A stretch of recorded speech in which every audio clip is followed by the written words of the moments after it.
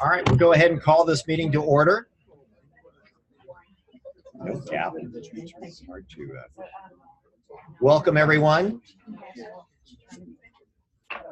These are too soft. Yeah. We'll go ahead and start with a roll call.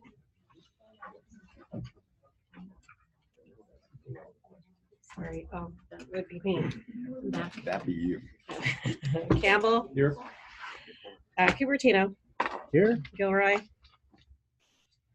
Los Altos. Here. Los Altos Hills. Los Gatos. Here. Milpitas. Here. Montessorino. Oh, here.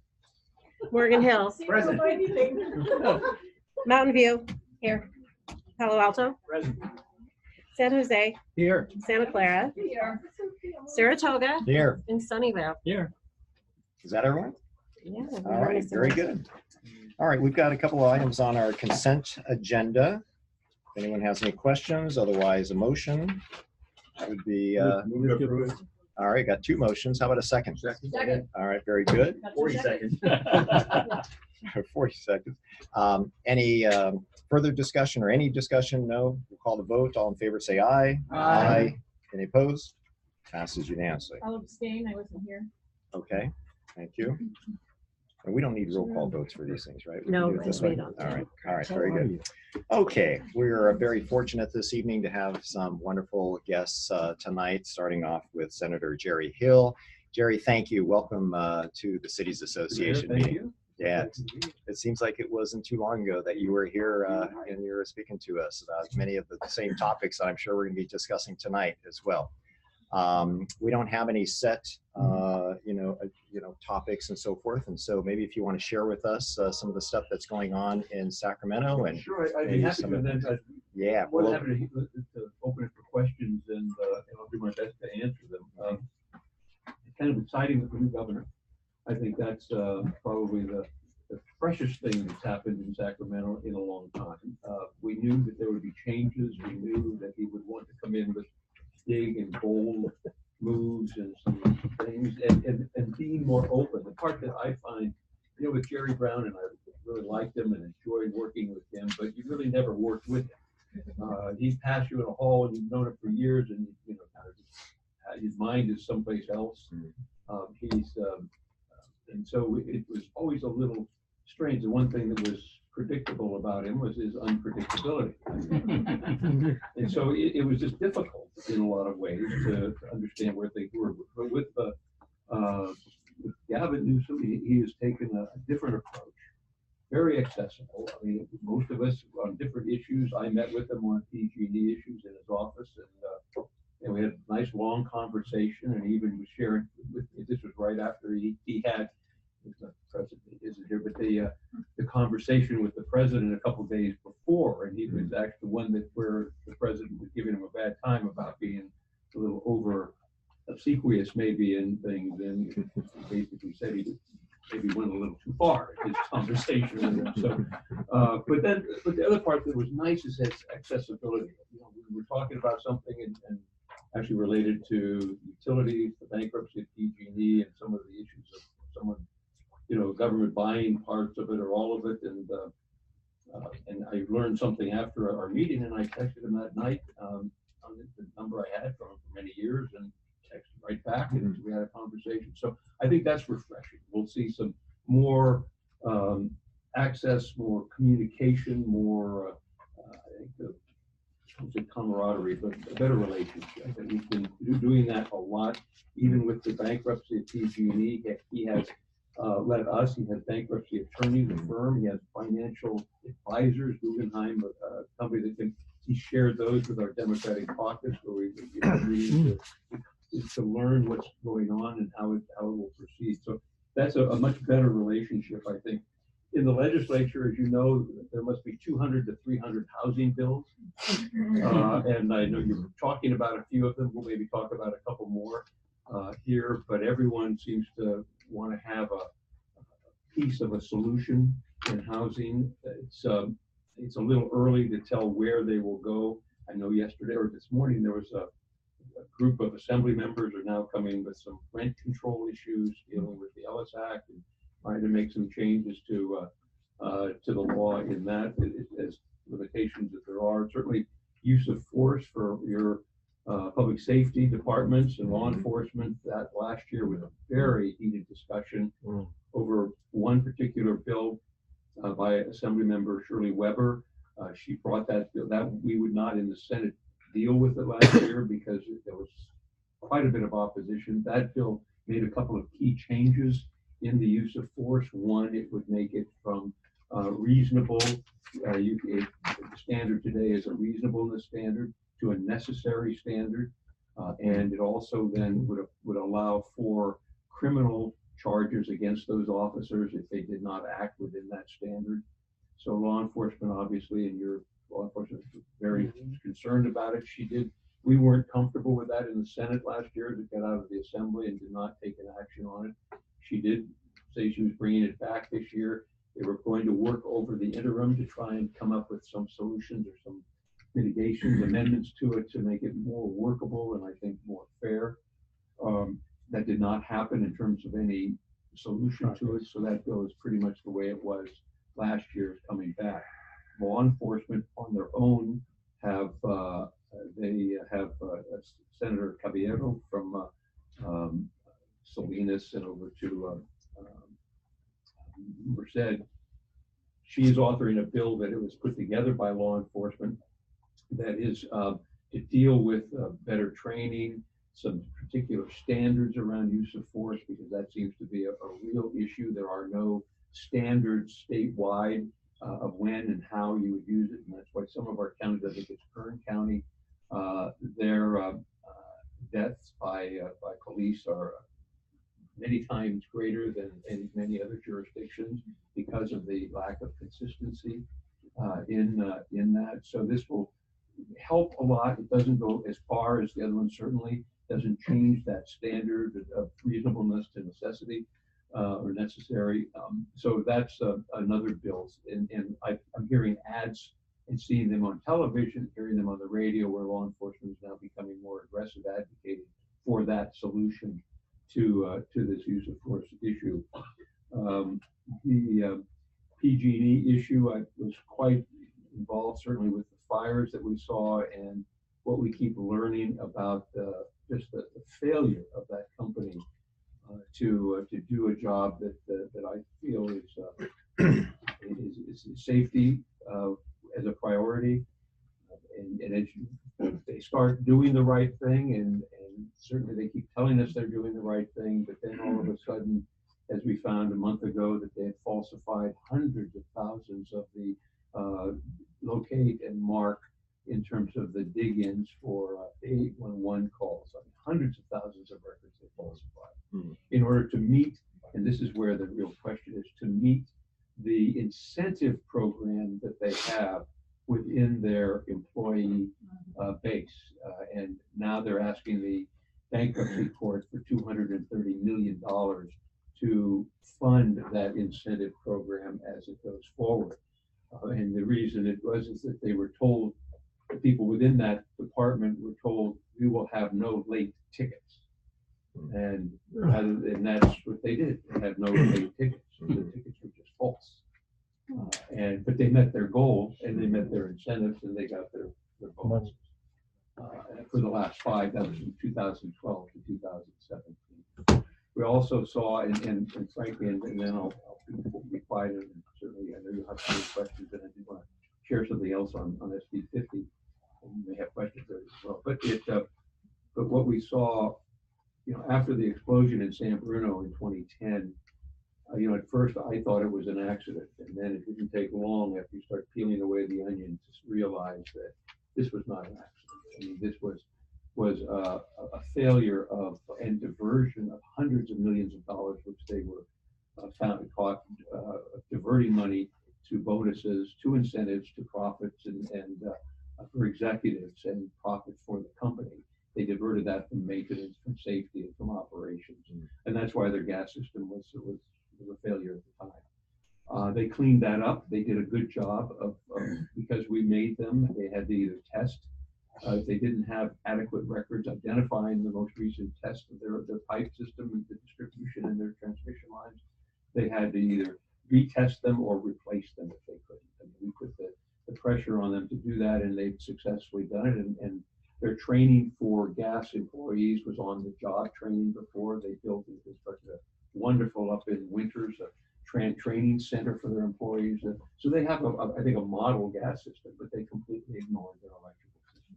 Even after they knew from the experience of San Diego Gas and Electric after their 2007 fire, where San Diego learned from that, and they invested in a resilient and a hardening of their grid. They have steel poles. They have they've insulated a lot of, and they did weather stations now to make sure, and they de-energized their lines during an event. If there's a weather event that looks at they de-energized. They also have a reclosure policy that was very instrumental.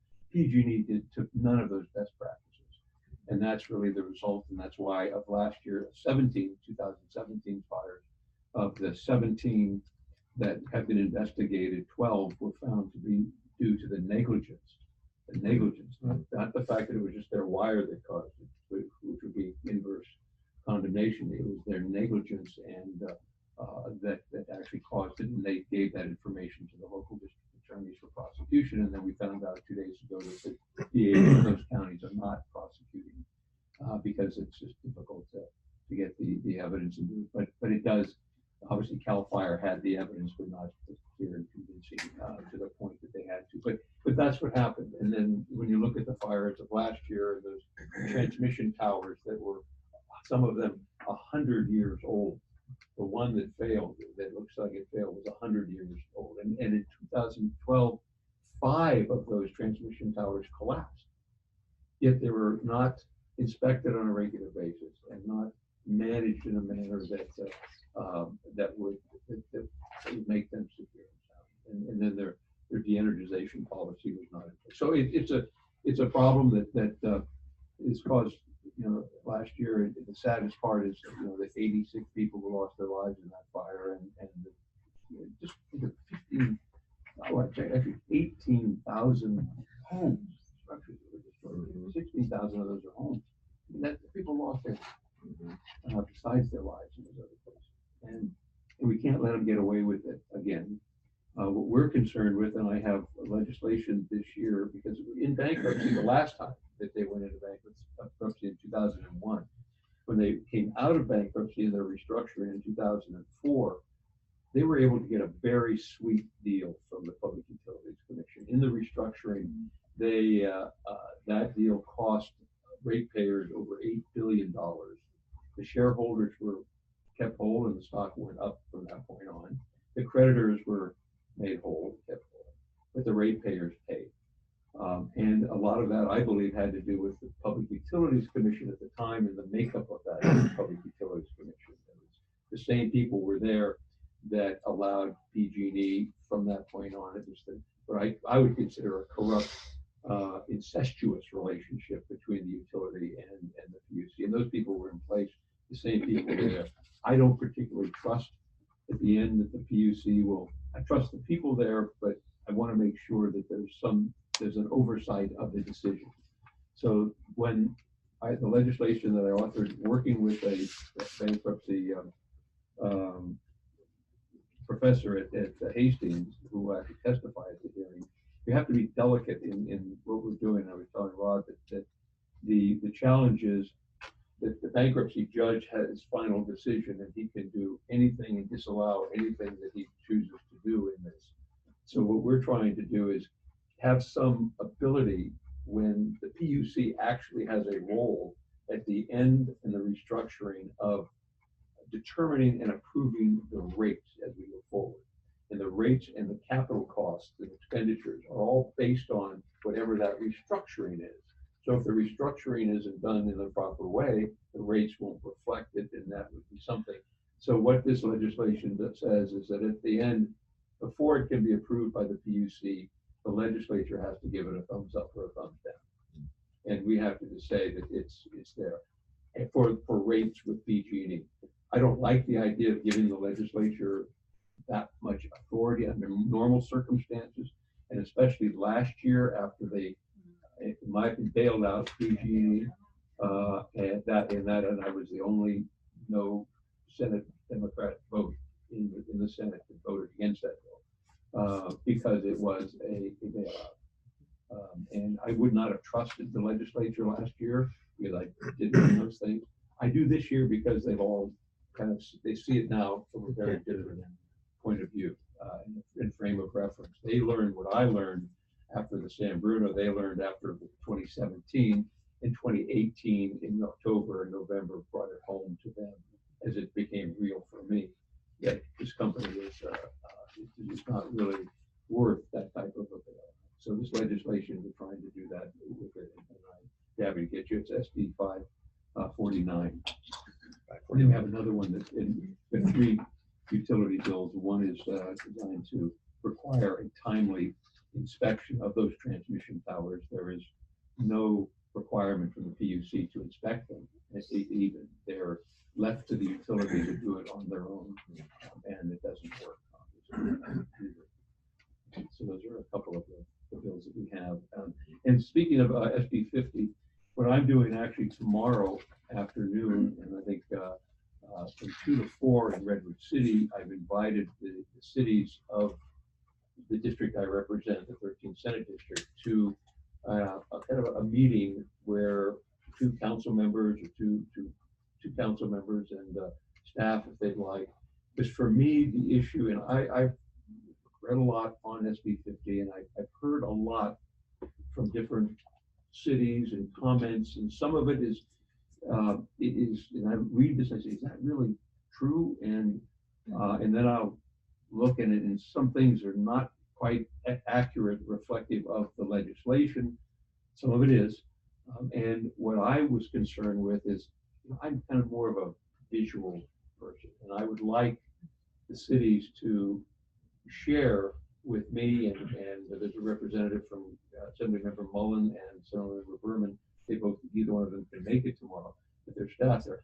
I want to hear how this bill would affect their city, your city, what it actually would look like when that is done. I've seen the Palo Alto, the Embarcadero Institute's thing, and there are some, and we did an analysis of that as well that I'll share with you on that, because some of it is, there's some things that aren't really accurate in it, but it is reflective of what some of the changes could be. So I'd like to see how it would affect the cities, along El Camino, along the train. It is, obviously we don't have BART to worry about as that major transit hub, but it would be important to see for all of us to share how it will change your city and whether it will and what that will do, and that's why we're having this get together tomorrow.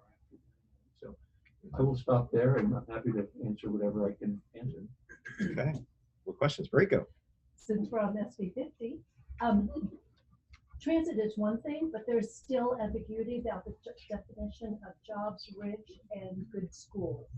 And so I'm asking if you know if that definition is being worked on, and if you're aware of it, how quickly will the cities be able to look at that and then respond appropriately? Well, there were some amendments on Monday Okay. to the bill, and I don't know if you've seen those yet. Have you seen? Does that give you any indication of what you see? I just got a call from an email from, that we're still working on some of the information on it tomorrow. But and what actually had, in terms of the definitions, the jobs rich areas, or the 1/4 mile from a high quality bus line, and that's that's a 15-minute head And count. they've been able to, so I think that has been pretty clear, but the jobs rich, good school, that has not been defined yet. How that defines it. No, and I've not seen that either. So we'll, I'll see, and if we can get that, we'll happy to share it. Thank you. Because it's, and that's the problem, even with as I was reading the bill today, again, after the amendments, I was struck by a number of things that were not clear and inconsistent. And what we found, so I raised that with the people in Sacramento in my office, and they were checking with others and find that it's there are some inconsistencies in there, and it needs to be cleaned up.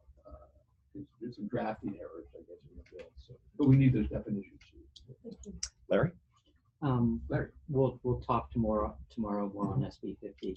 Just as a kind of a general issue, we're focusing on housing, and I'd like to get your opinion on how the 100+ housing bills, what percolates to the top, and get a little your perspective on that for this group of what goes forward. And the other half, and just a touch on SB 50 before we get there, the concept of transit. A lot of this is tied to transit rich or good transit.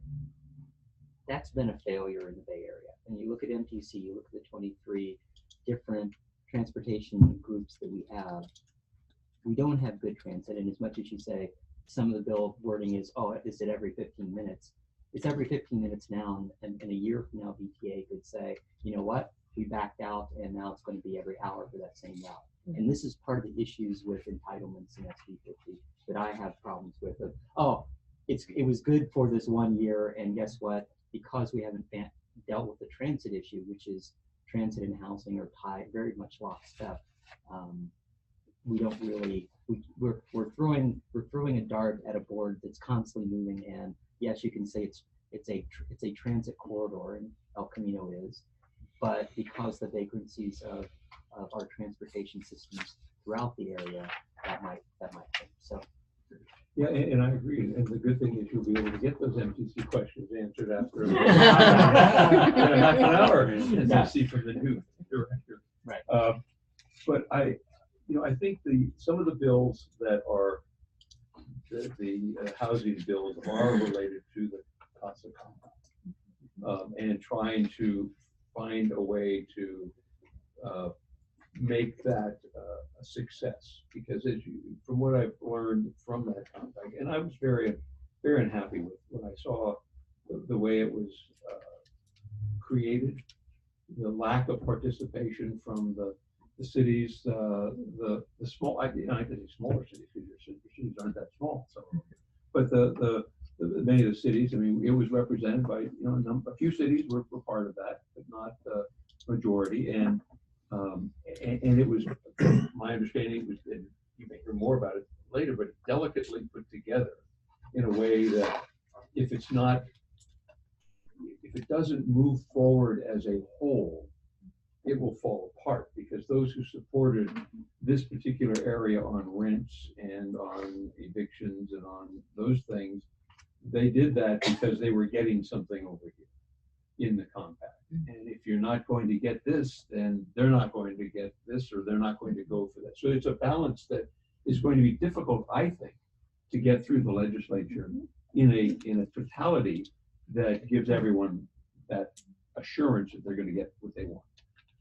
So that's going to be a problem with the legislation. But there is a piece in every part of the CASA compact has legislation tied to it. And the difficulty is too, some of this will be statewide applicable, applying, and some of it will just be Bay Area. And that will be a kind of a difficult thing.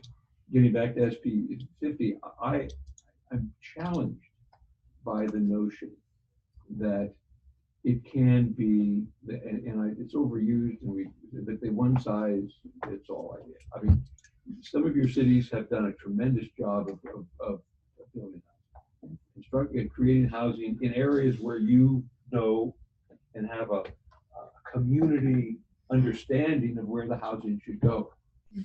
And it may be by the transit, it may be in other areas of transit, but it doesn't necessarily have to be within a half a mile or a quarter of a mile of a transit hub. That may not fit your city as the best place. And that's what I'm uncomfortable with. But there is the sense that cities have not done, and on the whole, their job of constructing housing. They put obstacles in the way, and whether that's true or not, the housing is not there, and we've created a lot of jobs, as we know, which has added to the problem. And cities have been more than welcoming in some cases for the jobs, not so much for the housing, and it starts affecting communities. But many of the cities have done that, and have constructed housing in areas that fit within their city and don't do it well. So that's my discomfort with this legislation, is that it doesn't and what it can do to your city when it's applied in certain ways. And that's what I want to see tomorrow from Rod? So, just to hit Larry's point again, I think we all need to build a lot more housing. Completely on board. We need to build it at all income levels. We need missing middle housing. A lot of the state incentives today focus on low and very low, but we need housing for teachers, which fall in the middle. I would argue. So that's an area I think the state could think about more than we have, right? So it's our teachers that are leaving, and an argument about teachers gets a lot of sympathy in most of our communities. So that's a positive thing. I second this idea about transportation. You know, when we build housing near jobs, there's no doubt that some of the folks that work nearby, right, will occupy that housing. But the truth is we plant roots in a community. As soon as we have kids, right, we're probably planted, and we may have 3 or 4 jobs all over the Bay Area in the time our kids go through school. So we really, I think, the other major thing that we could really use some help on is more equitable, integrated regional transportation that's thought through. You know, we have all these fights, we have these 20, 30 agencies siloed, right? And despite all of our best efforts, we still, frankly, have done a very poor job connecting existing housing stock to jobs with our public transportation. We expected an agency to do everything. I've stopped believing in that. We need to connect, you know, we need to have transit in our major corridors, right, that move people around efficiently. But, you know, even today from my city to downtown San Jose, 15 minutes in a car, an hour on a bus, hour and 22 minutes from my city hall to the airport, nobody's going to do that, right? So we're going to have to really focus, I think, on this transportation piece and recognize that as we build more housing, we've just got to get the transportation to a stage where it can work. And then on how we're measured, you know, in my city, we were allocated 1,064 units in this RENA cycle.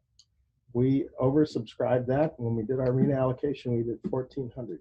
We've entitled 1,400 units in my city. Okay, so we get bashed, you know, and I understand the reasons for that. I won't go into it, but we get bashed. But frankly, we've given entitlements for all these units, but until the developers come along, and that's even without Valco. Okay, but we ought to be measured, I think, on entitlements as well. I realize that we need production in the end, right? But to judge us solely by, you know, what permits have gotten pulled is really not no, I agree, a fair standard. especially with the costs that we have. Right, and so now the developer is saying, our biggest RENA site says, well, you know, this is Irvine Company. You have 342 units. We have more lucrative things to do that are greenfield sites, right? So we're not going to get to that anytime real soon. And it's like, well, how are we going to meet our RENA if you guys aren't willing to do this? So I think being more thoughtful as we're, you know, I've heard a lot of the dialogue, and, you know, there's a lot of city bashing. And I think we ought to be measured on what we actually have control over. And recognizing we haven't done enough. Maybe we all have to take a bigger RENA allocation, right? And then this idea that, you know, ABAG ought to be just thrown away and we ought to do something else, I think is also crazy. What's wrong with ABAG? We have an existing governance structure. Why do we need another one? I'll stop there. No, and I agree with one of the notes on the Yes. previous conversation. I think that's a valid concern. We don't need another. And I remember, I mean, I'm old enough that when I was a council member 25 years ago, Willie Brown started that idea of having a regional governance body. Well, it sure hasn't worked for transit. It hasn't. No, it hasn't worked. been a disaster. And but that is. And what we are, that where are we that idea arguably has really come need. out before, and it hasn't didn't have much resonance then, and I don't know if it'll have anything, but I agree with you. I'll go out and take a cold shower now. That's way too much information. Yeah. Sorry. TMI. Yeah, just, oh yeah, go ahead, Eric. I just want to ask one sort of dovetail on what Rod said. You can argue about whether read and numbers are sensible or not, but I think a lot of us are actually doing okay on our market rate. We're way behind on our report. Because we don't have money. Right. Because in fact, it takes money. And the problem with affordable, we just finished our first affordable housing project. Approved our first affordable housing project for several years. And one of the things that made it possible was a big injection of cash from the city. I mean, affordable housing, even mid-wage housing, takes money.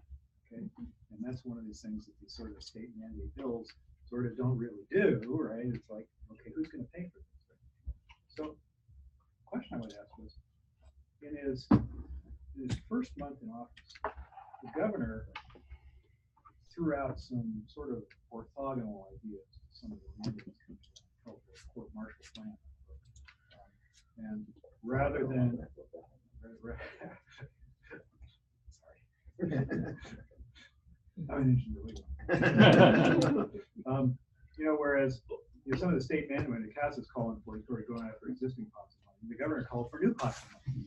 Sacramento should kick in and actually, so there should be some corporate participation too, which I think makes a lot of sense because investment in housing and transportation infrastructure hasn't kept up with sort of the economic wealth generation of Silicon Valley.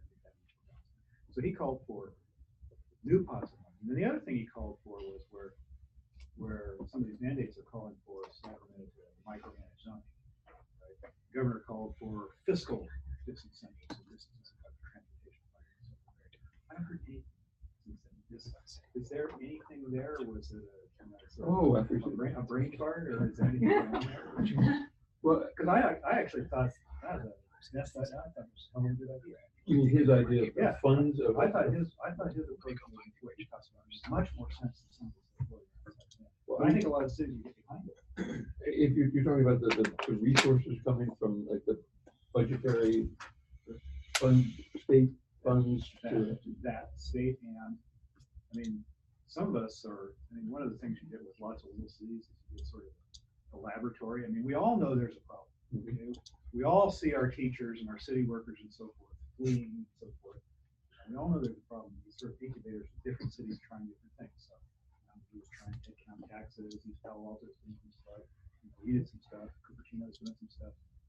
So I mean, we're all trying stuff. So for example, wealth capture from tech companies. Mountain View's trying that, right? And I think we're all watching them. And Cupertino tried that and backed off. But I think we in Palo Alto, we looked at that and said, yeah, we're probably going to do something like that. It's not done. Right? It's not finished. So I haven't heard anything like that. And also the direction of, because the fiscal incentive is this incentive actually sensitive, right? Because you say, okay, people that aren't building a lot of housing with a full transportation. Well, it sort of implies, I mean, I know it's controversial in this group, and maybe rightly so. It sort of implies, well, if we're not giving them transportation funding, maybe we'll give them more transportation funding to people that are building housing and transportation. That actually makes a lot of sense to me, right? As a principle, right? So, is there anything going on in sort of the governor's direction as opposed to some of the? Well, the governor's direction, but the governor has limitations because he can't. He can kind of come up with the ideas, and where I think we will see some implementation of that is in the budget trailer bill language. I mean, we're all, that's kind of where you throw things that, when you can, that you may have a more difficult time getting through the legislature as a single bill action.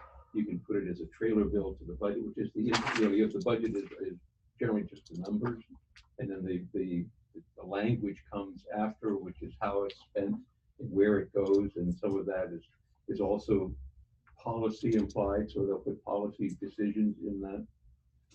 That's where he will have the ability to do that, and I think he's looking at that direction. I think the challenge in a lot of ways is you have a much better way of, if you're talking about corporate wealth sharing or corporate reinvestment in the community and some with housing, local government, I think, has a better and easier chance of that. Sacramento, the political influence and the the strength of interest in Sacramento can do a lot to prevent any of those kind of that type. That's where the language in the trailer goes. It's effective. It can bypass all of that. So we may see some of that coming. But I think that, again, the governor's looking. I mean, his decision yesterday on the death penalty. He's doing things that are that need to be done, but he's not waiting to go through the processes to get there. He's trying to start and ignite that conversation. Which is, okay, so but you see that, you see that as kind of supplementary to the parallel. It will. I don't think there's stuff that goes from here to there and there. It absolutely could, because the conversations, the good thing about this governor is he indicated to us that he wants to have, whereas before legislation would move through the process and a year later it sits on the governor's desk and he vetoes it because there's a colon in the wrong place or a comma that's not or a dangling participle or something. That's how he would act on these things. Yeah. What Newsom has said and indicated to us personally is that he wants to be engaged all along in the process so that doesn't happen. We can make it work so we can get what we want in legislation from a policy perspective, and he can be comfortable with that at the end, but it'll be clearly identified early on whether that's he's going to work. And a lot of the legislation this year is a repeat of legislation that has been vetoed over the last few years because everyone, and I've got a few of those myself, everyone feels that he'll be more receptive to a lot of these things. As you can see, we're very passionate about the housing and the housing bills that are coming through. We all should, as you should be. As we should be. That Yeah. is the character of your community. One of the things that I wanted to emphasize is something that you said earlier, and that is that each of the cities have been meeting our RENA numbers. We have been doing all that the state has been asking us to do. But yet, we oftentimes hear that the statements that the cities aren't doing their job, and yet we have been doing our job. In fact, there in Saratoga, and I think it's the same as for some of the cities here, that we haven't denied a housing project in 10 years. In addition to doing our RENA allocations and having a certified housing element and all that stuff that we're required to do. So, but again, as was said by Rod and a few others, that there is more that we can do. And part of our last few meetings has been occupied by coming up with statements in terms of sharing with the state legislature on what we feel, what we support, because there's a lot of stuff that's within a lot of these pieces that we do support as cities, and collectively we support them. And so I just wanted to share that. Yeah. In my comment on some of the cities, I mean, I'll give you an example. 2 years ago, the city of Brisbane, and as you know, they have the Baylands project, and that they had decided from a planning commission perspective, no housing on that. And they were going to create thousands of jobs, but they were having no housing. City council election was coming, and we could see by the tea leaves that it probably may go that same way, and there would be no housing on that property. So there's an example where, and frankly, I drafted legislation that would take their complete land use authority away from them on that property. And they would have absolutely no say over it in the project that was going, that had 4,400 housing units to go there with that. That's what would happen. And they would have no CEQA voice in this either. And I presented it to the mayor. Here's the legislation. Here it is. I didn't introduce it, and I said we need to work together between now and February 14th, the last day they introduced bills. This was last year. See if we can, you got to think of this a little differently. And fortunately, they realized it. I think they wanted. There was a fear factor involved in that, and 2,200 houses are going to go there at some point in time. Now they're happy, and they brought that to the voters last year in November, and the voters approved that process. So I guess my only point in saying that is sometimes in those areas where there is a lack of concern. The state does take a little more aggressive role. I do feel, and I don't support the governor's idea of taking transportation funds, especially SB1 funds, when you don't need. I mean, that is not the deal that people voted for. That's not the support we got. That's not the way we all came together on that. And have that's a change. That's a complete reversal of everything. I think it should be the incentive that Eric was talking about. That's where we should go with this. Because you should double the amount of transportation money if you do this. You shouldn't lose if you're not, especially the SB. Yeah. That's not fair. Well, thank you very much. No, thank you. Thank you. Oh, Jan, did you have a question? I'm sorry. CCAs. I want to change the subject a little bit, Yes. Jared, because I know you're on the Senate Utilities Committee. But if you could talk a little bit about energy and, all the cities here are in community choice energy programs. Yes, we all are. Where you see the CCAs coming out this year, in light of the PG&E stuff, where whether direct access is trying to make a big play, or whether the CCAs are now getting stronger and we might be able to really get a firm grip on what the future. Well, the CCAs, we've been so successful. I mean, in the peninsula and in Silicon Valley and with San Mateo, they've just done an outstanding job of really providing the renewable energy and at a better rate than we get from PG&E. The challenge that we're faced with is the utilities, again, as we all know, are those same interests that I talked about earlier. They are very powerful in the legislature, and the PG&E not as much right now, but the other two are. But what we find is there are a number of legislators, as Dan knows, that are not fond of CCAs. They feel that they are an impediment to the normal operation of the utility and actually interfere with the normal, I don't say the flow of electrons, but the flow of energy in California. And it's kind of a nuisance that is popping up, and it's how you deal with that nuisance. And that's how some feel. Fortunately, there are more that don't feel that way. The other problem is a number of those sit on the Utility and Energy Committee. I do think that we will be able to prevail going forward. My concern, as I shared with Rod earlier, is when PG&E comes out of bankruptcy, how that will look, depending on what they've done with their contracts that they have. And if they can, some of those high cost contracts could, in fact, lower their cost considerably for energy. And that could make it a threat to the CCA.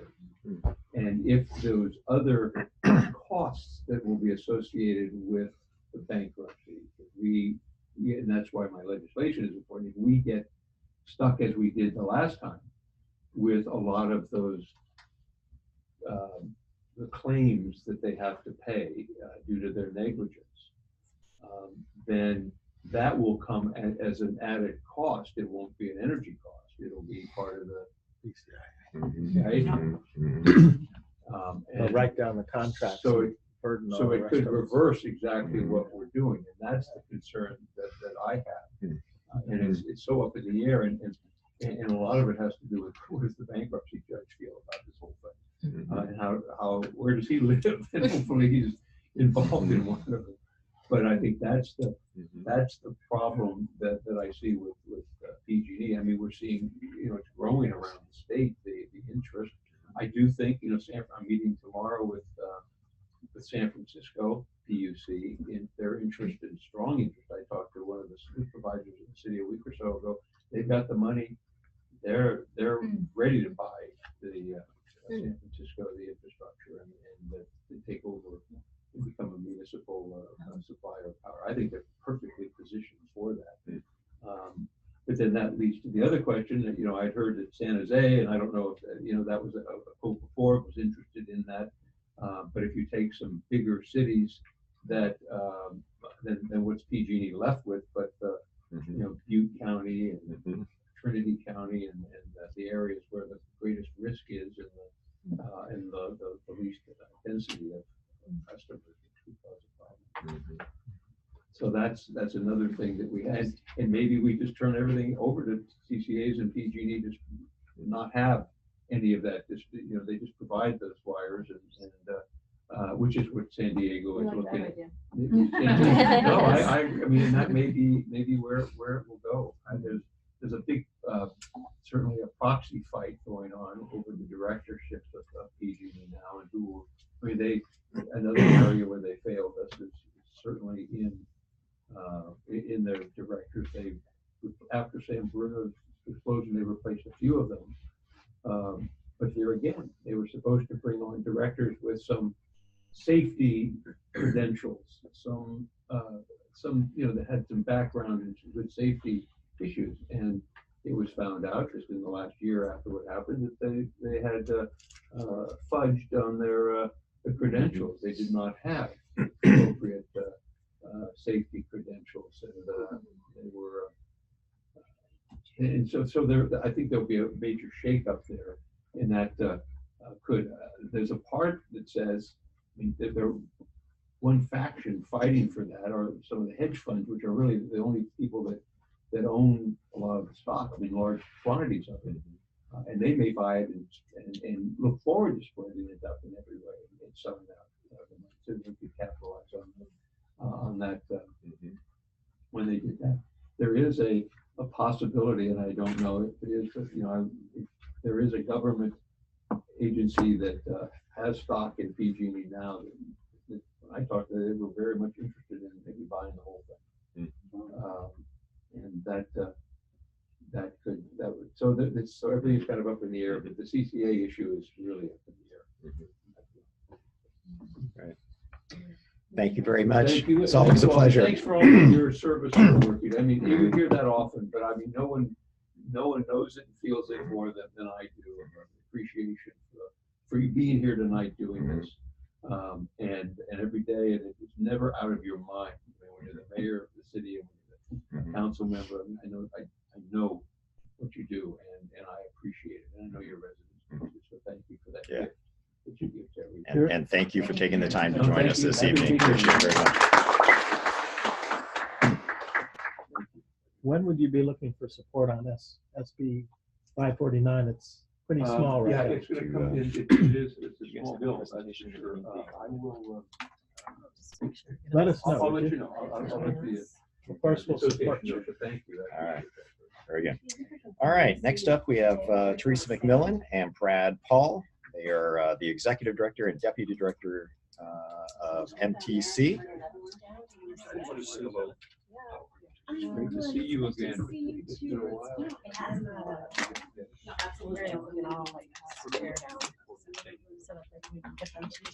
Oh, Where would you like me to be?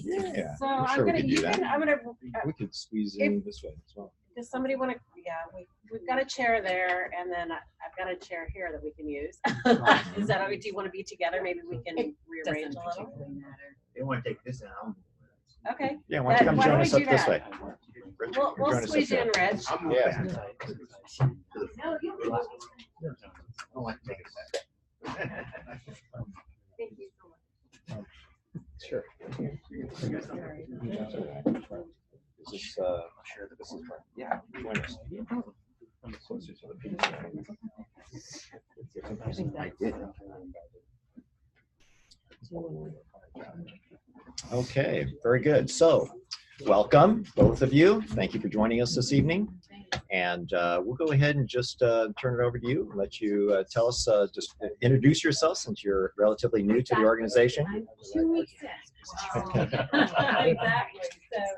So this would be a great opportunity to come, introduce myself, do a lot of listening. I've taken lots of notes with the senator, believe me, and that's a good thing. I mean, I'm always really grateful for the times when our state or federal delegation shows up at the local level to talk, whether it be at my agency, MTC, or with you. I worked actually in the federal government. I was actually with MTC for 25 years. before I left to work with the Obama administration as the deputy administrator for federal transit and then the acting administrator the last 2 years, which was an incredible experience.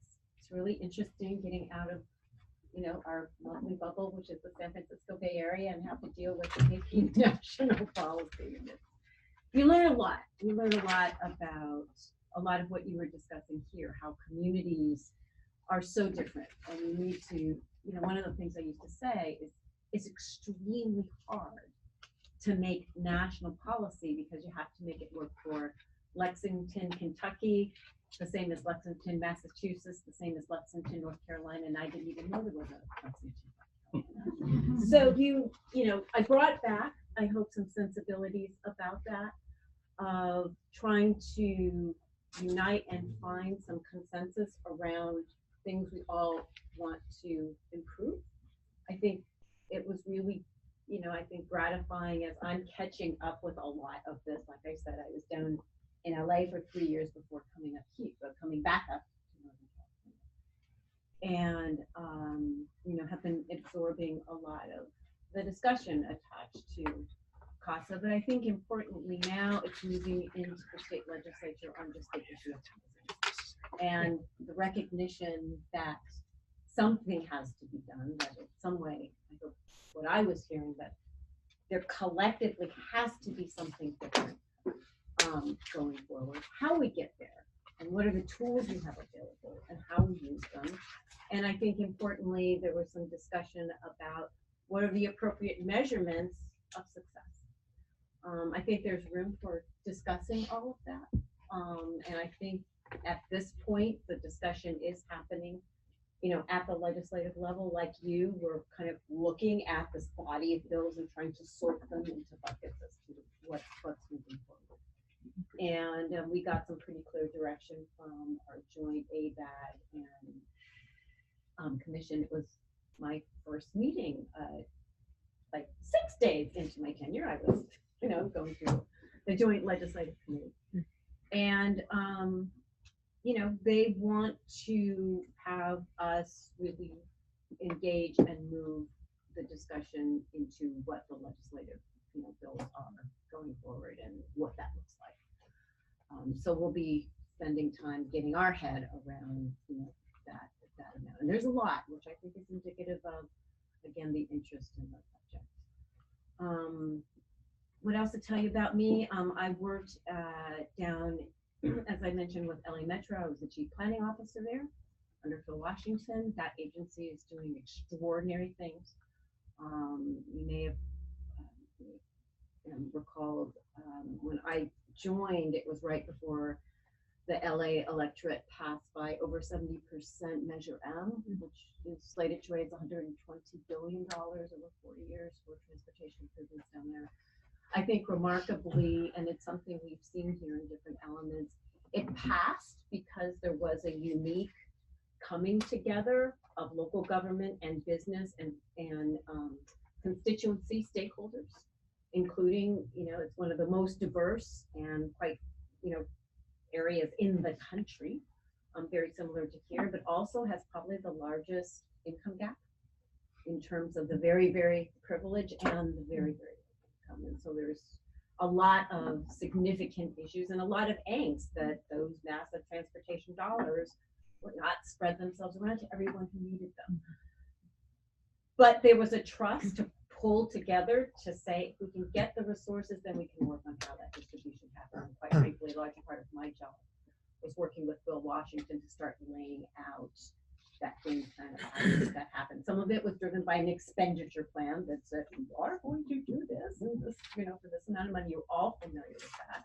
We can talk a bit about some of the projects, I guess, that are highlighted here that are underwritten by RM3 and some other things that MTC has done.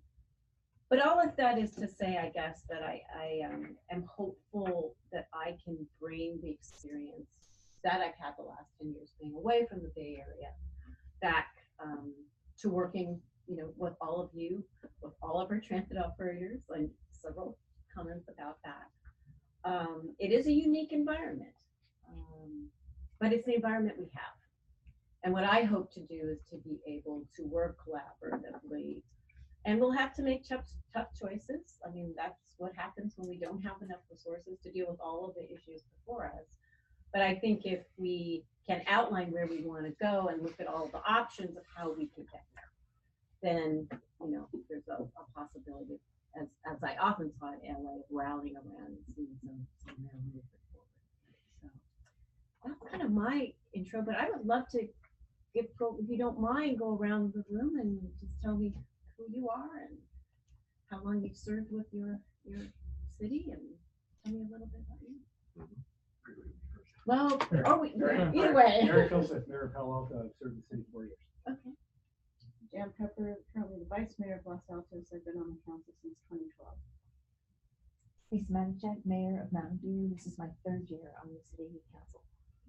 Paul Resnikoff at Campbell City Council, my 5th year. I was mayor last year. James Lindsay, City Manager of Saratoga.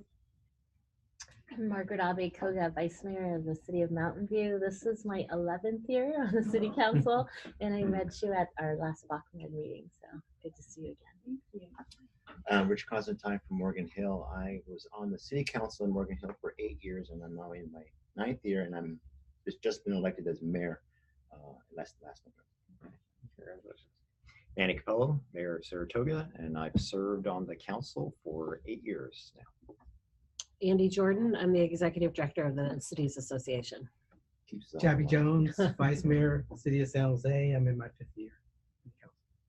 Rod Sinks, City of Cupertino. I also serve on the Air District, so thank you for coming to visit us. I'm a proponent of doing all we can on housing and transit. Larry Klein, welcome, Mayor of Sunnyvale. Been on council now for about 2.5 years. Marika Sayek, I'm with the town of Los Gatos, my 5th year, and served as mayor 2 years ago. Debbie Davis, Santa Clara City Council, 7th year. Welcome Carmen Montano from the city of Milpitas, and we're in the crossroads of 680 and 80, so we get all that traffic. Yes, you do. Yes, and we're, you know, obviously looking to see Bart finally, you know, get down. Like I said, look, I had a hit, you know, obviously some experience, deep experience with Bay Area. Things have changed a lot in 10 years, and so I'm, you know, coming back and absorbing a bit of that. So perhaps the best way to use my time is to entertain some questions. I just want to highlight some issues you would, you know, like to be, you know, me to be mindful of. Of course, we work very closely with your representatives on the commission, Supervisor Cortese and Councilwoman Jean Bruins. I was hoping she was going to be here, but I guess she didn't have an opportunity to come. She's normally here. And then, of course, with ABAG, a number of folks obviously are represented there. And I, again, coming up to speed on the executive committee. Oh, terrific. Oh, so we didn't get to you. I'm sorry. Yeah, no. We have lots of council members. Well, we need to finish with the introductions. Mary Lynn Bernal, City of Saratoga, Mayor last year. I served very briefly on ABAG and Liz took over. Okay. So Liz Gibbons, City of Campbell, 5th year on the council, Mayor 2 years ago, and then on ABAG now 2.5 years. All right. Oh, I work in Vice Mayor Jones' office for the city of San Jose. Oh, my name. Robin Turner, I've served on the council for 2.5 years, and I've been mayor for 9 days. And which city? I'm sorry. City of Montezurino. Oh, Montezurino. Okay. City Council of Palo Alto, 2 years and 2 months. Right. So we need a bigger table, right, to get everything down. I'm sorry, we took up 2 of your precious things. So questions? Of course, Yes. yeah.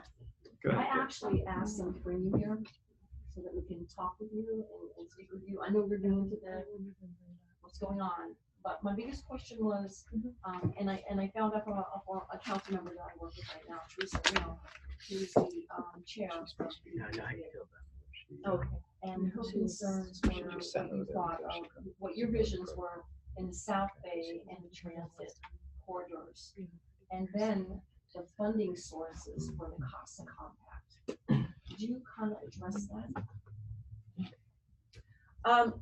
Well, obviously two different questions. So Right, with respect to the VTA, is the concern She's concerned about how, what you think of the overall transit, I guess the way everything is set up right now to take on more impact of the housing. You know, what your thoughts are looking at this? You've been gone you were here, you're gone, you came back again. How does that look to you? I mean, does that look that we do have the infrastructure in place to put more housing in? Or are we just going to bottleneck ourselves, or how is that? She's real curious as to what your thoughts are. I think that's an extremely important question, and I have not done that analysis, but I can tell you some of the questions I wanted to explore in that. I know, because you know. Yeah. No. One of the things that I used to say repeatedly when I was working in federal transit and also with LA, you can imagine this housing transportation match a big deal down there too. They're in a slightly different position because quite frankly, they're coming at it trying to insert a level of transportation option in an area that, I mean, as much as we can criticize here, there's a lot more options in place right now here in the Bay Area than in LA. So they're racing to build in some level of option. So but all of that said, if you're talking about transit-oriented development, the T in the TOD has to be put in place, and it has to be reliable. It has to be an option that will keep, I think maybe what you were mentioning, to get people out of their cars and keep them out of their cars, even if it's some of the time. One of the things that was a very interesting look in Los Angeles was if you were to get, I think they have some calculation of someone to use, public transit 1 day a week, the influence on dropping the congestion levels was just dramatic. But the question for LA was building the capacity for it, literally, because in many cases they didn't have it. One of the largest bus systems in the entire country, and they're doing a top to bottom complete relook at that, which is a pretty huge effort. And that's on top of, again, building, I think with Measure M, the idea was to more than double the amount of rail in the county. So they're kind of in a different place, but asking that same question. Some of it has to do with, are we most effectively using the infrastructure we already have in place? So again, I'm painting high-level pictures that would apply to BTA as well as anything else, right? I think we as a planning agency need to look at, what do we have now, and are we using it to its best capacity? Quite, in fairness to the transit operators, one of the huge challenges is we get a lot of money from the state and federal governments in some cases to build stuff but not to run it. Right. And that's a problem. Yes. That is a problem. If we don't have the money to run it, and importantly, maintain it so it runs reliably, you only get half of the pie. And, that funding doesn't just come out of the sky, right? I mean, we've always struggled, and we're continuing to struggle with that. Now, many of you, when passing the county sales taxes, had the foresight to include as part of that sales tax revenue, operating contributions to them. And I think frankly that needs to be done. And across the country, what I saw when I was at FTA was that feds certainly weren't doing it. I was there. I mean, there had been a long standing for decades now, just saying we're not going to fund operations. States very rarely. So locals are, locals were the ones stepping up and doing that. So again, to your point, that's just a challenge, and how we get our arms around where we can get more operating value capture. I think we were talking about, how, can we look at these public-private partnerships in different ways? Like, for these job centers and these major employers, what kind of contributions are you making for us to bring options to you for your workers? I mean, that's an option we, maybe now's the time to start asking those questions in a different type of way. So that's just one example you put out there. The other thing that's important in all of that is how we are reaching all of our riders, and that's a spectrum. There are those, the most vulnerable, where they don't have cars or have very limited access to cars, and some of them are our workers that we need in, you know, the jobs that we're bringing. You know, we'll have the high-tech companies, and then there are the people who are cleaning the floors at night. You know, they're part of that employment base too, as well as our teachers and all of that. I don't need to tell you that. So affordability of the options we give is a really important issue. That always factors in. But in addition to that, I think there's the question of, are we being as creative as we can in serving the customer? And this gets back to, why does it take to go the same distance an hour and a half? I think it was an hour and 22 minutes versus 15. Some of that just has to do with, we're not planning our routes in a way that's really effective. Okay, and that's one of the reasons why LA is doing the complete top to bottom review, because the buses just didn't make any sense at all, and it hadn't kept up with the changes in the technically. I think all of our transit operators have that as a responsibility. It's like, how are you effectively using, from a customer point of view, like where are our biggest transfer centers? If we have multiple operators and someone needs to use more than one to get from A to B, are we identifying where those transfers happen? Are we concentrating our thoughts as to how to make that transfer as frictionless, that's the new word that we just come to understand, frictionless as possible for the people who are using it? Be that the price you pay, the instrument you use, the time you have, what you can pick up your phone in terms of, you know, when things are going to come and the reliability. There's a lot, I think, that we can explore, that I would like to explore, certainly with new technologies and, you know, the applications. There's a communication base that people have now with their phones and the like, that quite frankly, I think can really help the customer experience in traveling on one point. So that gets in. So, you know, Got another and question. in some cases you still got to build. And in those cases, can we build it as quickly as possible and as efficiently as possible? Rod would like to ask a question. Yeah, sorry. No, actually, it's terrific, and I feel like I'm glad you're in your seat, and I hope we can have a productive dialogue, because I think we have a lot of baked-in models that aren't working. And one of them is, you know, if we really don't have money for maintenance and operation, we talk about taxes like ARM3 that I fundamentally think are pretty regressive. We're such a progressive place. Why wouldn't we consider funding operation of transit as the greater Portland metro area does? They have a 0.75% tax on payroll, right? And there's big fights when they redraw the boundary to include extra areas, because employers are now having to cough it up. But there's some buy-in to this system that we don't have here, because we're so dysfunctional. Our big private companies went and did their own thing, which of course leaves the teachers and other people, even in mid-sized companies, really having nothing, right? And there's no subsidy or sharing that's coming from the transit we do have with these darn private buses. And you know, if I could wave a magic wand, I would say, let's get rid of all 30 transit agencies, have MTC do an objective job of planning across the region. I've been told by Steve Heminger, yeah, it's a great idea, never happened, never happened, never happened. So because we haven't been able to do a good job, cities like Mountain View are taking this into their own hands. They're passing their own tax for transportation. You know what that's going to do? It's going to create more siloed transit agencies. But I understand why they're doing it, and I'll bet Palo Alto, Cupertino are going to follow. If we're going to get anything done, right, we really are going to have to rethink the way we finance all of this and start rationalizing all these systems.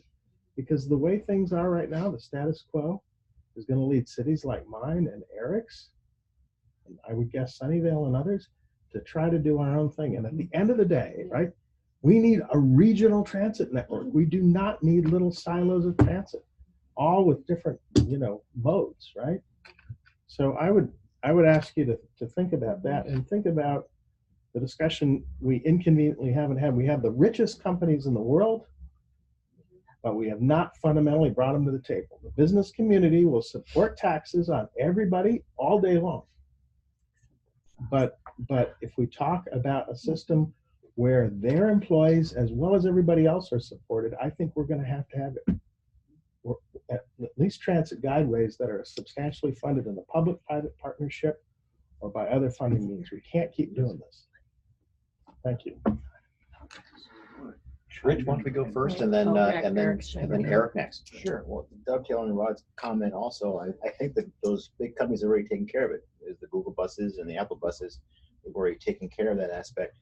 As a former employee of the city of San Jose, I was given what was called an EcoPass at the time. It allowed me to travel on any BTA bus or light rail for free.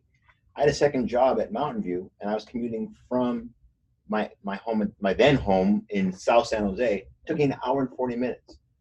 It wasn't convenient, so I didn't take it. Right. I was able to travel on BTA for free, and I didn't do it. The issue is convenience. And when we talk about convenience, we could talk about it all day, but when it really comes down to it, it's money. Transit agencies are saying that they don't have the money. In my city of Morgan Hill, in the next network, which is what BTA is going with, they've actually reduced services because they don't have the great fare recovery. So, and then we're seeing the same thing with Caltrain. Caltrain is talking about doing a tax measure for 2020. However, they have to go through 3 counties, and I don't know how many transit agencies they have to get the okay before they can even do that. And then hoping that it will pass in 3 counties is not a way you want to run a transit system. So there also needs to be a dedicated source for Caltrain. Having 3 trains going in one direction in the morning, and the last train in the morning, I think, leaves at like 7 o'clock. And then you don't get trains that come back till the afternoon. It doesn't lend itself to have people want to get out of their cars. We can't build any more roads. So we really need to start concentrating on how we subsidize mass transit, because it's going to take you have to subsidize it until people get out of the habits. My analogy is always that if we were going to build, I was born in New York, and I used to take the subway system all the time. But if the subway system didn't exist today and someone suggested it, they would say, no way, it's too expensive, we're not going to do that, and no one will ride it. But yet at some point, the bullet was bitten, and they built it. So there has to be some. I'm sure as a New Yorker, you've been following what happens when that system goes down. Oh, well, yes. I mean, the city's just going to Exactly. But the reason why is because a lot of people use it. Yeah. If the light rail system went down in San Jose, I don't think people would go that crazy. Nobody would. So, I don't think anyone would notice. Yeah. Eric. That's really, I mean, it's goosebumps to hear you say that, Rich, because the problem with the BTA withdrawing from the South County, yeah, we got And the West BTA Valley. and the North County, okay, so we're going through, and the West Valley and so forth. I had a couple of thoughts to dovetail on Rod's comments. Right, but I think there's an opportunity there. I think Good. a lot of us think that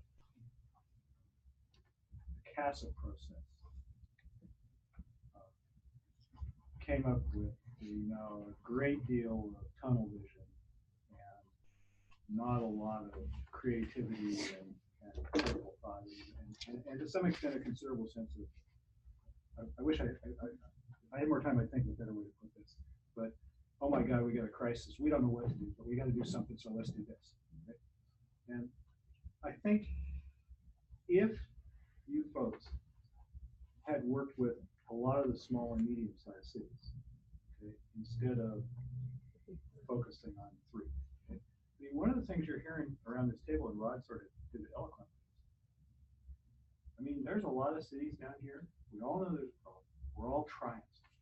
Some will work, some will not. Okay?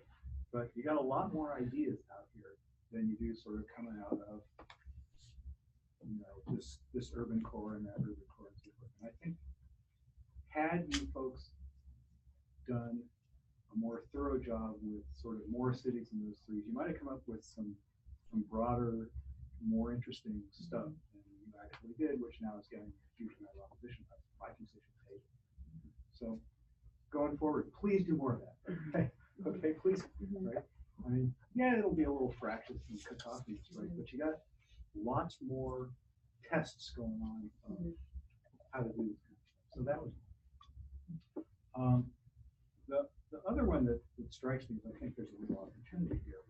And this is a macro kind of thing. But, you know, in Los Angeles, you have one of the very, very difficult problems that you have down there is that you have, you know, an existing urban metropolis, and you're trying to graft in a modern transit infrastructure to basically a giant metroplex that's already built, right? And you know, that's got to be a lot more expensive than going from where there's an existing transportation framework and building on top of it, as opposed to going where there's existing building and trying to graft transportation. One of the things that you have in the South is that to the extent there's likely to be industrial growth over the next several decades, it seems pretty clear that a very great deal is going to go into the Dearden station, led by Google, now followed by everybody, because that area, lower housing and transportation costs, real transit infrastructure there. I think you're light rail, BART, a place where VTA actually still is after they finish withdrawing from the south and the north and the west. There's a lower cost housing, there's a large workforce, and the private sector has figured this out. And a great deal of the next several decades of growth is going to go down, and there's actually a real transit infrastructure there. And if you folks, as you consider policy, can figure out how to leverage that, I think that would amplify that. And then finally, I think I probably speak for a lot of us here today. I wish MTC would really focus on the T, because that's where there's a need. I mean, the housing problems in East Palo Alto versus Cupertino versus Menlo Park versus San Jose, these are very, very different. Right? And there's a lot of people thinking about rent control. Why MTC should focus on rent control instead of transportation makes very. I mean, let's not all do each other's job. You guys are in a great position. We actually, as Rod pointed out very articulately, we actually need some leadership, regional transportation. That would be a great goal. Good. Larry. I'll try to be very short. You heard some of my comments earlier, but we talked here, and we're just talking now, that dialogue with the different transportation agencies and how to make sure that they optimize what they're doing. You know, we have the perfect example of Milpitas BART opening later this year, and VTA and BART still not realizing how can we utilize that station as good as possible. I'm hoping it will be a success. Amen, Larry. And the concept that I hear that San Jose, Santa Clara, you know, VTA aren't working out how to optimize all the light rail. And as much as we keep all of us kind of say light rail is horrible, that is a possibility that finally a light rail route coming from Milpitas through Tasman to Moffett Park to downtown Mountain View might actually be a success. Connect the cities? And What a thought. To major job centers? What a thought. Exactly. And all I hear is it's taking longer. And I'm hoping that your role as MPC will be to undertake the DT, as Eric says, the transportation role, which you know, we're looking at adding housing, much like Mountain View, in our Moffett Park. We're looking, you know, up to maybe 5,000 units or more, and the concept of that becomes a transit center. However, or that becomes a additional housing. But if transportation never is there, it just ends up being a reverse commute out of the park in the morning and into the park in the evening. And fine, that helps us for our arena numbers. That helps, but it doesn't really help transportation. And so from that standpoint, it's like I'm hoping that you focus on the team of transportation. And then the other thing is the other half of that is funding. So we're talking about one of which is the transportation funding and how that goes through, and basically Caltrain was pushed not to put something on the 2018 ballot and hold off until 2020, which would conceivably now we have all these housing bills and who knows what else from a regional and state standpoint, which Caltrain, as much as it has issues as far as financing and going south of San Jose is a big deal. It's a success. You're looking at how many people are riding that into our cities, Mountain View, Sunnyvale, up and down. Caltrain is a success. It's trying to electrify, it's trying to have more capacity, it's trying to go faster, and all that will be added in. But it's a funding portion of that. And then what we focused on in the last 6 months now has been the funding of CASA and the worries that all of our cities have of capping impact fees, property tax, basically, reducing. My city does a 10-year balanced budget and a 20-year plan. The concept of what the growth is for conceivably all those property taxes is baked in, and touching any of that, or even we'll come back and give you a portion of what we take away, affects services, affects infrastructure, and that's what. Yeah, right. but that's the whole thing. Liar. And that's the thing about when we start talking about funding of these things, I worry about where we go over the next year. And when we're looking at what goes on the ballot in 2020, is it transportation, is it housing, is it all of this, and are the residents in the Bay Area going to say enough is enough? Exactly. Sorry to get on my soapbox. No, it's not. Cold shower for you. Yeah, okay. I think you're hearing some of our concerns and some of our suggestions. I hope you take it to heart, and I'm sure you will. I'm soaking it in. I mean, one thing that strikes me, and I'm testing out. What would you say? Because it's interesting. All these transit agencies have governing boards, and there's local elected officials on the governing boards. How often, if at all, does that governing board work with groups like yours? Is there a I'm listening to these great ideas, like, what, if this happened, it could be a success. And I'm just wondering, how do those thoughts that you may have here about how transit, in particular, better serving communities, gets lifted to the VTA? Well, through VTA, like I serve on the Policy Advisory Commission, which reports to the board. And then there's a TAC, which is basically made up of city officials, like city manager, or that will also report. So there is a mechanism to get the word up, but there's the dots are connecting somehow. Yeah, I'd probably be the best and look, I'm asking from the point of view of MTC as a planner, facilitator, funder in many cases, and then the transit agencies and their boards, and then of course municipalities who are represented among others of people who potentially ride the system. And how those lines of communications aren't working might be something I'd like to. Well, as was mentioned earlier, that maybe we need to consolidate some of those transit agencies. Yeah, and like I said, the interesting thing about that, I've lived through, oh my God, if there's one thing that has come and gone over and over and over and over again, every 10 years or so, was the consolidation of transit. And having been away from it and coming in, I think there's two things I would say, and again, I'm not making any judgments here, certainly not for myself.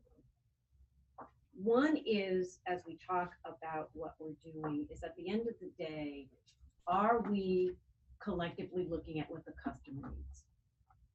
Not what a governing board of any entity needs, or not what an institution may need, but from the point of view of the customer, are we doing the best thing we can? Even if there's multiples of us, are we combining all of that to the point that if Joe and Sarah want to move from point A to B and then to C, they don't care about all of the multiple layers in between. They don't. They just want to get from A to B. Right, exactly. And I developed some of this appreciation, certainly working at FTA and at Metro, that because my boss for Washington was just manic about that customer experience. And look, it was one county, one big agency, so that's the difference. And it was hard there. I gotta tell you, that was one thing. I mean, you know, down in LA County is as big and jurisdictionally complex as the entire Bay Area. There's 88 cities in LA County. Most people don't know that. But there's LA and Long Beach, they're quick to say, the second largest.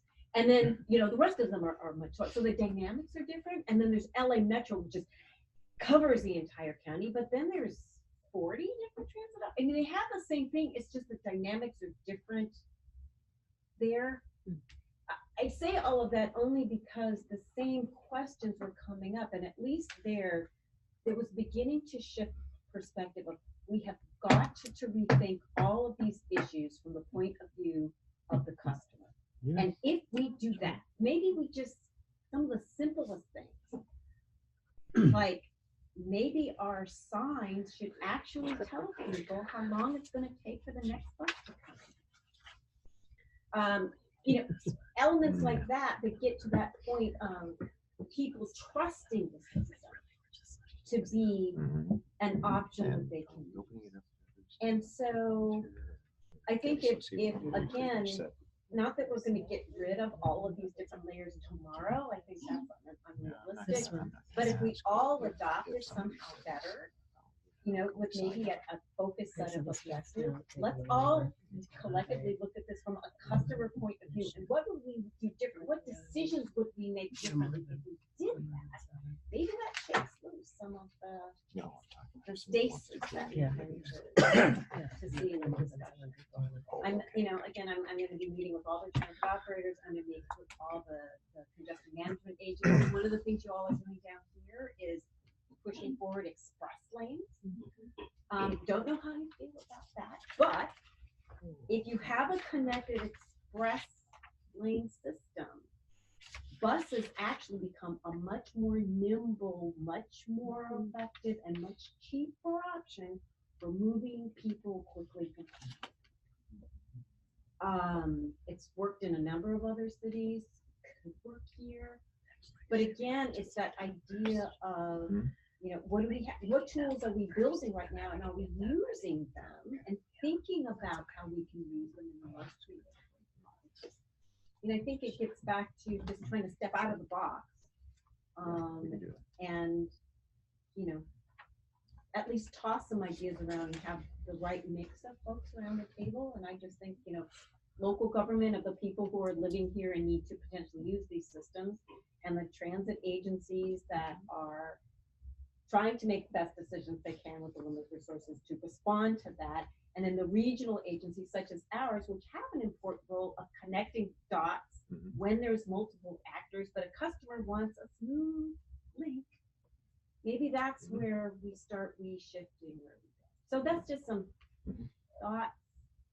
Teresa, what are your top 3 priorities for this next year, maybe 2 years, being in this role? What is it that you want to accomplish? I mean, you alluded to some of it already, but just very succinctly, what is the top things what's on the top of your priority list?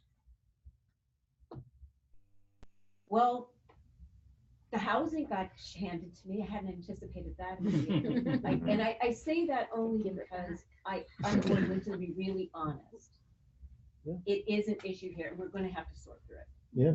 And it's gonna just create a screen through which everyone is smart. And I'm just being really honest about it. We'll need to work, we will get through where we are today. And we will need to see what the legislative process sorts through. I think that's going to tell us a lot about what is going to be very specific, what might be statewide, what might just get tossed off the table. I think until we get through that noise, and some of it's going to be good. Nice. There's song and dissonance in all of this because of the issues we talked about. We'll need to revisit them, but that is just something that is going to be front on my plate. It just, beyond that though, back to the T, I'm very interested in rebuilding partnerships among the various interests.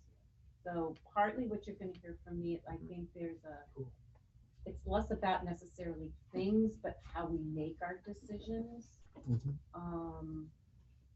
I've been told that a lot of the partnering capabilities that MTC could bring to the table maybe haven't been emphasized enough. My experience and what I like to do is that. So with the very no Pollyanna here, partnerships in order to deal with the tough choices that we have, because we will never have enough resources for everything we do. We just can't. That said, if we can come collectively with some priorities, back to that connecting the dots focus, with a partnership approach to assessing the problems and maybe again trying to identify where we can come together for some big wins that will have influence on making the lives of the people who live and work here better. Let's see where those can be. But I think it's about choices and not saying that we can do everything at one time, but what's going to have the most bang for the buck and how do we measure that? I think that's the second part. Okay. All right. I think that's what I'm just saying. All of this is those layers. It's when I talk about my focus on the partnering, it's recognizing that local government has to be a partner, the transit agency decision makers, I want to say transportation. We talked a lot about public transit, but there's a lot more obviously that's involved with that, like who's managing our roadways and that type of thing. That needs to be involved. Our state and federal delegations, and quite frankly, and I'm very committed to this, our the stakeholder constituency groups are also part of it. They often tell us a lot of things that sometimes we don't need to hear or forgot, and they need to be at the table too. Okay. So really developing a way for all of those voices to be heard is a very big priority of mine. I know that doesn't sound like a very easy check the box, but it's something I think that hopefully a dynamic that will make our decision making better. I think the third thing gets back to the funding. It will always be there. One of the things that good thing, SB1, I mean, I hope, and I thank you all, and all of you who voted for it, because SB1 was huge. I cannot tell you how much that was. So trying to get a handle here, I had a much better sense, obviously, at my last job, but what are the streams? There's three main things. It's SB1 and how that's all being managed. Regional Measure 3 just got passed as well. As you know, it's now sort of in an escrow state because of pending litigation. We need to see how that sorts out, but hopefully we'll get through and we'll get to deploy that. The federal government, I just came back from DC. I actually had testimony yesterday before the House T&I Subcommittee on Highways and Transportation. Teresa, if you could wrap up, I'd really appreciate it because we've got 15 minutes and some other business we need to take up. You said 3 short things. So yes, yeah. All right, money, got it. All right, good. Thank you so much. I very much appreciate it. Yeah, thanks for being so candid and open.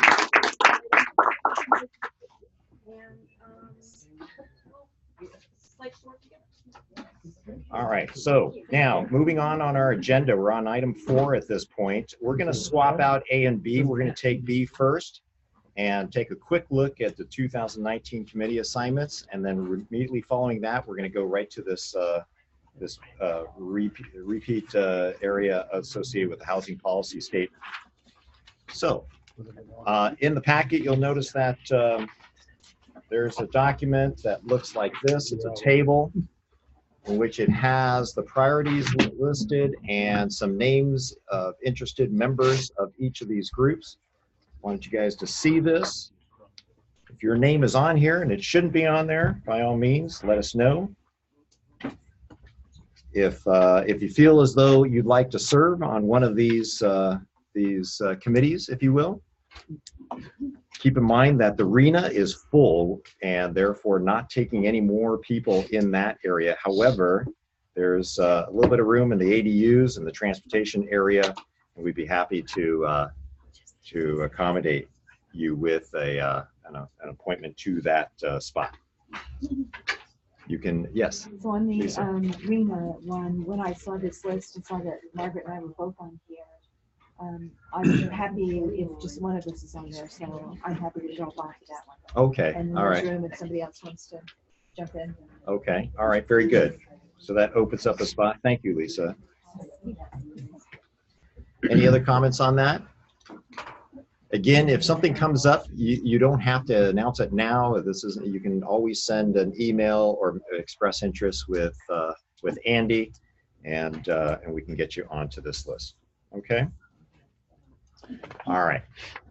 I'm going to hand it over now then to Margaret to continue with this policy statement on housing. So, part two. While we were having other items discussed, I went ahead and added the changes that we just voted on in our LAC meeting, and they're highlighted in red.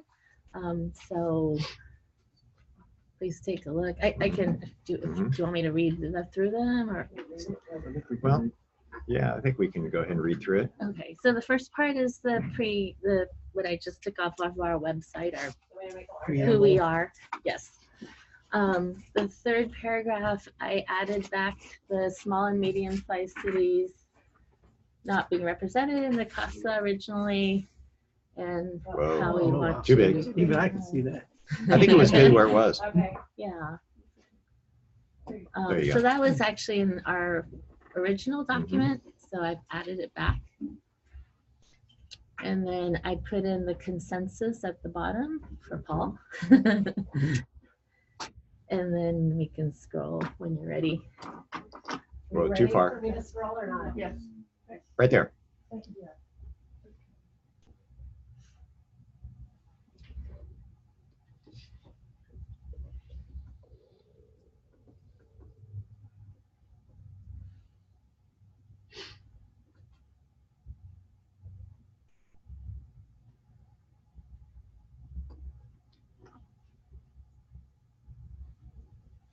Are we ready to scroll up?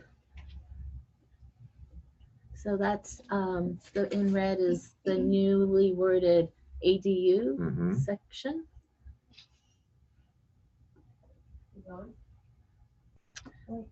Stop right there. Yeah, good. And then the bottom we support, I just changed the wording of that. I think originally it said Bay Area Transit Network and connections, and I just changed that provide connections. How about connections between job centers and existing housing as well as planned future housing? That's fine. All right. Is everybody okay with just flipping it? Yeah, it doesn't change the meaning. It just, Yeah. That's Provide Yeah. connections from job centers to existing housing as well as planned future housing. From job centers to existing housing as well as planned future housing. Okay. okay, scroll up. I would say in this county, that's the single biggest thing we failed to do very well. Yeah, I would agree. I feel like there's just a little bit on transportation, and yet I personally feel like while everybody talks about the housing crisis, it's actually a transportation crisis. And so why don't we have more on transportation than the last part? Right. Yeah. I think because Yeah. so because this is our position paper on housing, and Tessa. So, you know, we could have, I don't know if it's in our guiding principles, but we should have a section on transportation. It's hard for me to separate the two. Yeah. No, I agree with you. Yeah. That's why they move out to the Central Valley for affordable housing. So then, so then arteries get impacted. Well, you know, we just said we wanted to form a transportation subcommittee and maybe that subcommittee out come back with a like statement. It's recognizing that those are both components, but is much more focused on Transportation. I like that idea. That sounds good. Oh, yeah. Yeah. You're not doing that one. I'm not doing that.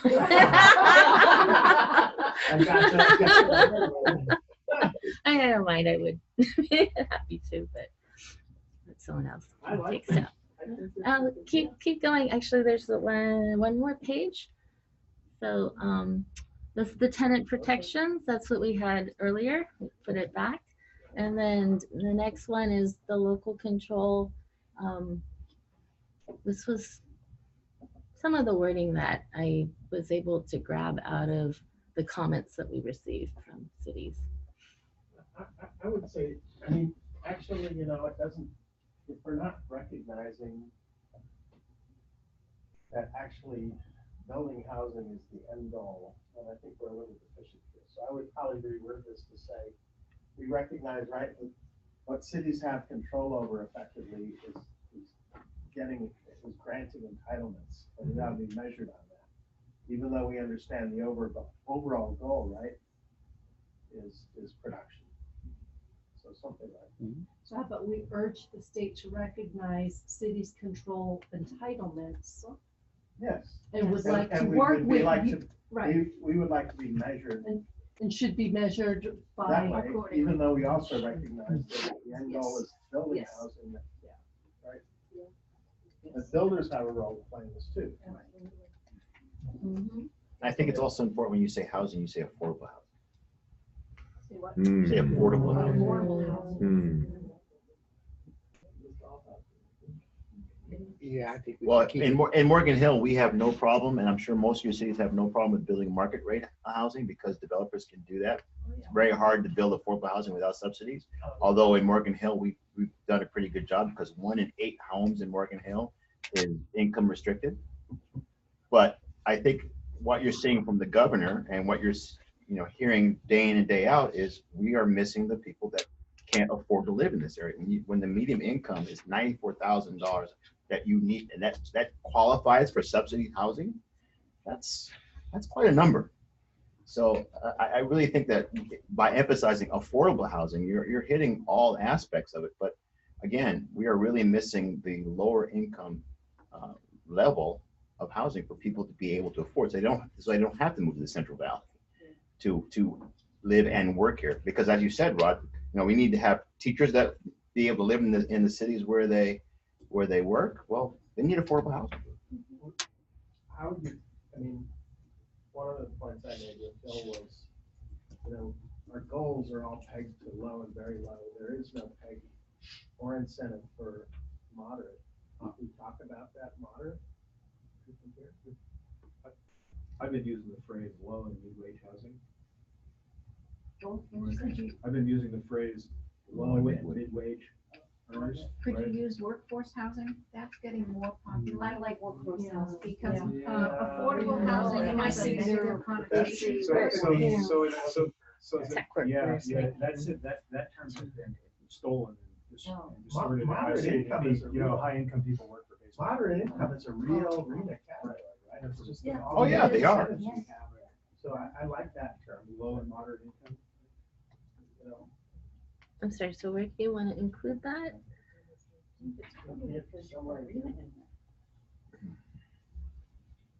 Affordable housing at all affordable levels, including moderate. But isn't that covered by saying RENA? Yeah. RENA covers market rate too. Yeah, it covers all. I think you have an opportunity here when you specifically call out affordable, because that's the problem, right? We don't have enough money to build this stuff. And the incentives don't give us anything for moderate. But to the comment of the negative connotation, I think it's up to everyone in this room to make sure that we educate people when you say affordable housing, and we see the faces scrunch up, that we let them know it's your police, your firefighters, your teachers, your store clerks. It's incumbent upon us to educate the rank and file, to let them know that it's the people that serve them every day. And quite frankly, it's me. I couldn't afford the home that I currently live in today. Yeah. So it's everybody in this room. And our children can't afford to live in the communities they grew up in. So Exactly. I think it's more than just affordable. It's not just low income and moderate income. It's college educated kids who can't afford to even stay in this area. That's why affordable housing should not be a I negative connotation. I think the word affordable has a certain idea that goes with it. We maybe need to expand what we're means. talking about here. There's a technical affordable, which is moderate, low, very low, extra low. But that doesn't actually include college graduates all who the don't missing have middle. Apple Yeah. stock. So So could Or we, Google So don't have to could we meet the add median that income of to $200 the, go back to account. the top? And we talk about Go back to the top. how we fully endorse local and regional efforts to encourage production of more housing, blah, blah. And then the second paragraph, could we put it Also in there? recognizes the need for increased housing opportunities. That's right, but it's Oh, especially for people earning, Yeah. How about housing at all You income gotta- levels? you get- Subsidize below market rate. Housing. Is it moderate, low, very low? So it's a risk of taking a lot of tomatoes here. I can tell you that in my city, okay, there is immense sympathy, right, and desire to do something for low and moderate income workers, all the people we're talking about here, okay? There is vastly less, okay, to help high-wage tech workers at Facebook. Okay, I mean, people in Palo Alto are willing to take, bigger buildings and density and other kinds of trade-offs if it can keep low and middle income people in the community. There's much less enthusiasm for people that are $150,000 income per year households, right? When you say housing at all levels includes all of it, I can tell you that there is vast skepticism among my constituents that building luxury housing will trickle down the low. So I like Rob's description of being explicit about talking about low and moderate income as opposed to sort of more generic workforce terms of Agreed. I agree. so if I added, preserve and increase subsidized below market rate housing at low and moderate income levels, would that Yes. suffice? Yes. Well, you may have to put very low in it. Sounds like you're not doing it. moderate and below. Moderate and Moderate and Low below. very low. and below. I think it goes with the production of more housing, not with the. Encourage the production of more housing for It goes to both. low, yeah, but I think, I'm not sure Margaret was including it. Yeah, there's some places where we're tearing down housing that teachers live in today, and we're gentrifying it. to a Yeah. point where, Yeah. We're building lots of apartments occupied by people.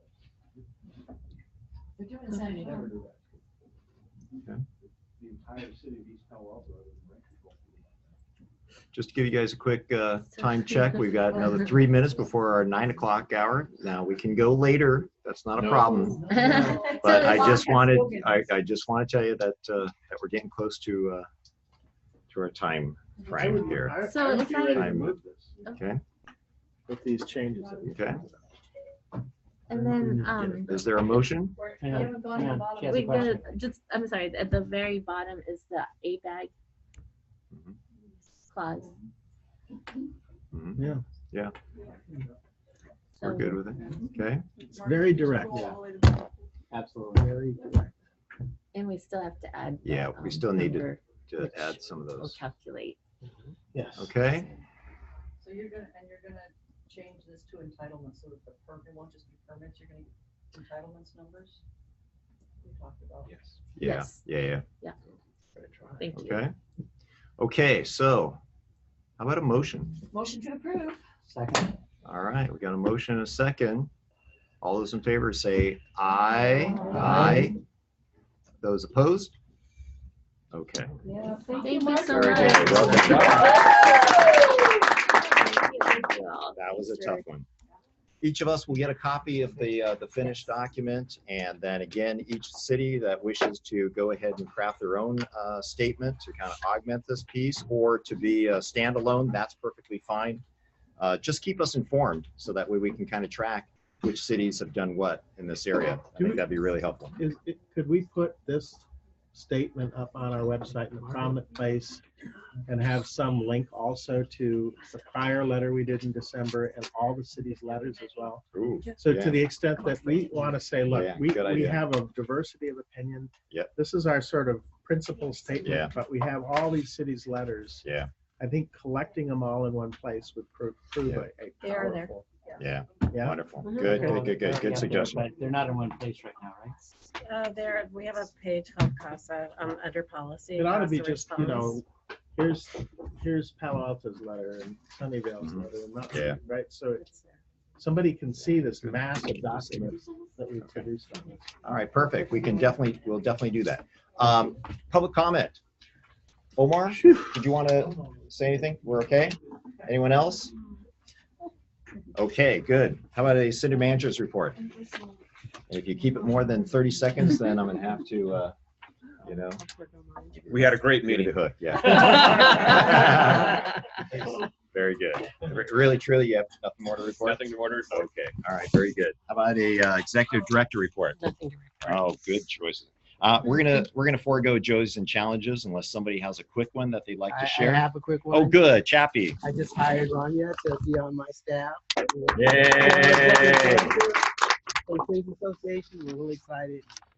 She's also going to support me on the city. That's awesome. That's awesome. Yeah, thank you for doing that We know a little because bit about she was Yeah. great help to us while she was in this seat here Yeah. for many years, and so having her join us again is wonderful.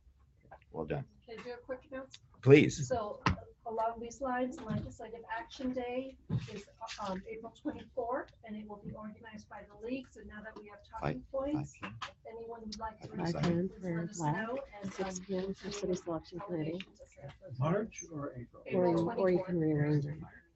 So, but we're gonna start at 5 p.m. with the Yeah. first deadline. If, as long as we can get the room, Okay. depending on Sunnyvale's. I've already emailed Sunnyvale. Okay. All right. Any others? All right. We're having a motion to adjourn to April 11th with a start time of the LAC at 5 p.m. City selection Yes. committee. City selection at at 6, and then we're going to do the regular meeting starting at 7. Okay. I think that's within your purview to do. All right. As Very long good. as long as we can get the room. Okay. So please make note of that for those of you that are part of the LAC and Select Committee. And motion. How about all in favor? Say aye to adjourn. Very good. All right. Thank you, everybody. Well done today.